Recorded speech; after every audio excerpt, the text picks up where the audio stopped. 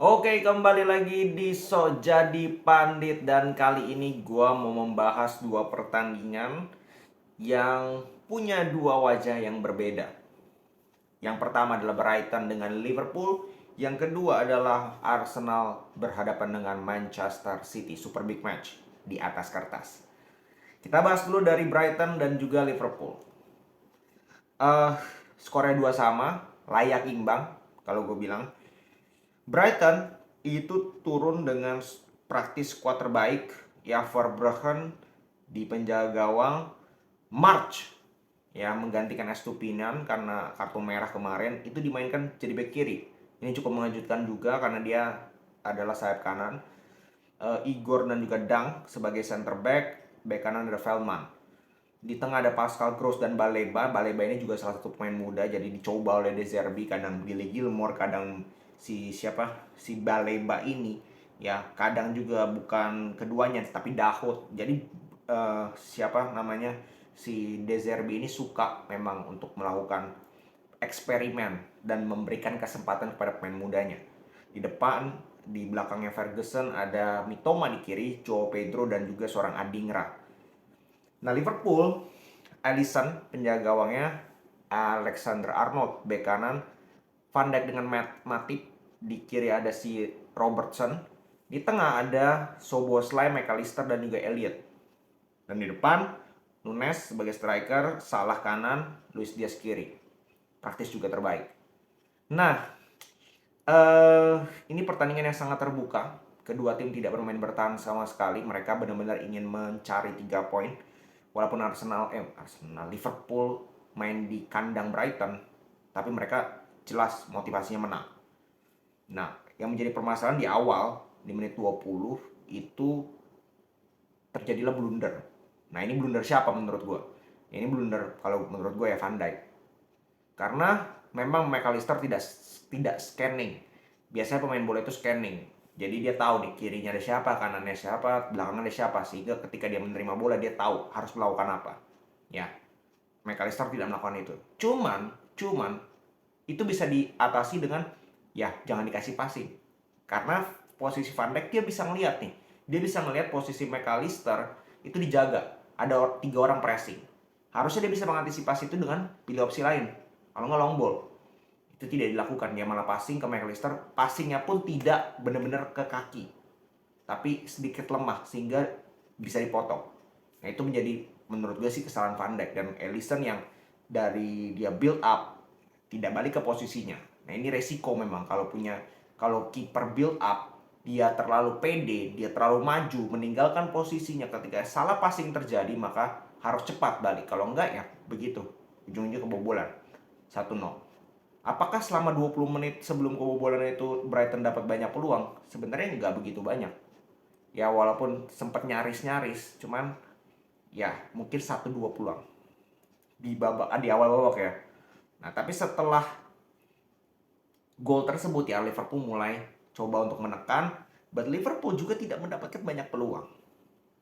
Liverpool tidak begitu banyak dapat peluang. Oke. Okay? Nah, sampailah di babak pertama itu nyaris nggak begitu banyak peluang. Ya, dapatlah gol juga dari Salah. Ini juga gol dari kesalahan passing pemain Brighton. Jadi 2 gol awal itu dua-duanya blunder. Salah passing, terjadilah bahkan kondisi satu back Brighton lawan 4 pemain Liverpool. Itu tidak boleh terjadi. Bener-bener ya koordinasi defense-nya buruk dari Brighton. Itu yang membuat mereka juga di beberapa pertandingan terakhir mereka nggak menang loh. Di semua kompetisi ya.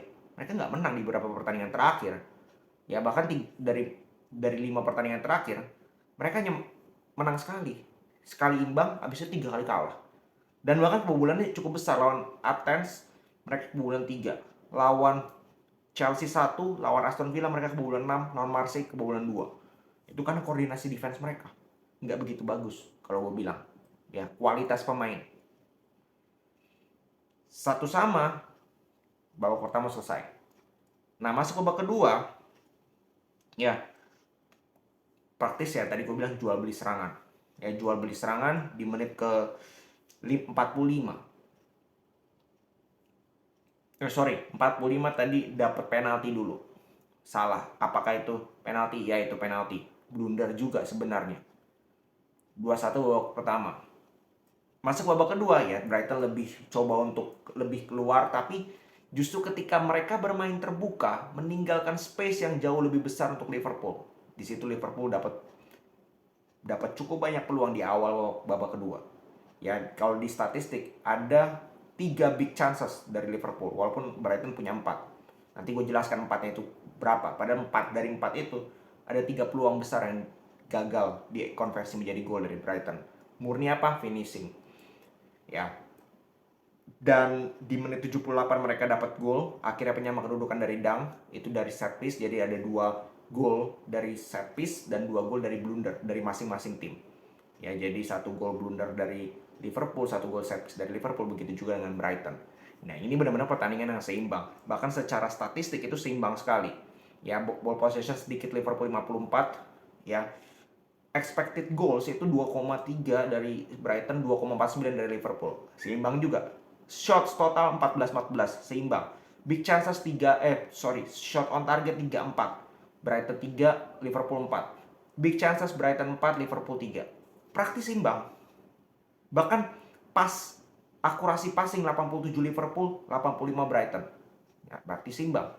Jadi secara kesimpulan, Brighton dapat berapa peluang besar, Joao Pedro depan gawang tinggal tap in malah ke atas. Liverpool pun dapat, Gravenberch contoh dapat peluang depan gawang mistar. Dan secara kesimpulan ya, ini pertandingan sangat entertain, sangat mengentertain, sangat menghibur. Dua tim bermain terbuka, taktikalnya bagus, dan dua tim layak mendapatkan 1 poin. Sesimpel itu. Nah, kita ke pertandingan satunya lagi. Ini pertandingan besar di atas kertas, tapi di jalan pertandingan ya mayoritas kalau gue bilang membosankan. Anti klimaks lah. Ya, Arsenal tanpa Bukayo Saka. Tanpa Bukayo Saka itu ngaruh sekali. Di depan Gabriel Jesus di kanan, Nketiah di tengah, dan Trossard di kiri. Tanpa Martinelli, tanpa Saka, ngaruhnya minta ampun.